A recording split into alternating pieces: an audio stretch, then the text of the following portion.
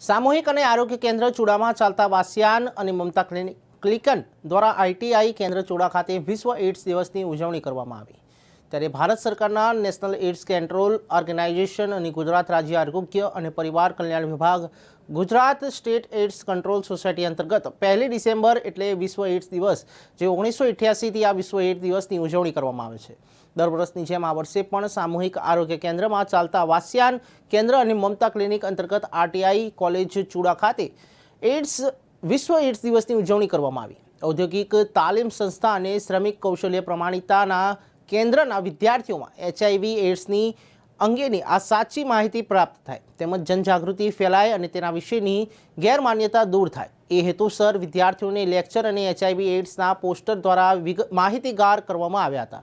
Lecture દરમિયાન HIV AIDS કેવી રીતે ફેલાય છે, એચઆઈવી કઈ રીતે ફેલાતું નથી, એચઆઈવીના ચેપથી આપણે પોતાને કેવી રીતે સુરક્ષિત રાખી શકીએ, એચઆઈવી ગ્રસ્ત માતાથી બાળકને ફેલાતા એચઆઈવીના ચેપને કેવી રીતે અટકાવી શકાય વગેરે માહિતી આપવામાં આવી।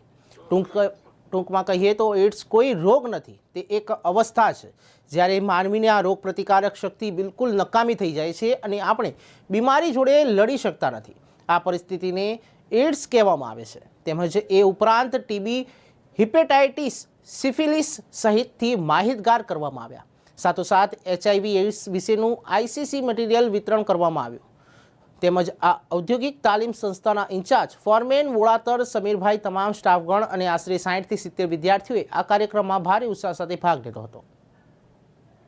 રાઠોડ વિપુલ, આઈસીટીસી કાઉન્સિલર, સીએચસી ચૂડા, નાકો અને જીસેક્સ દ્વારા દરેક સીએચસીની અંદર વાસિયાન કેન્દ્ર મમતા ક્લિનિક ચાલે છે।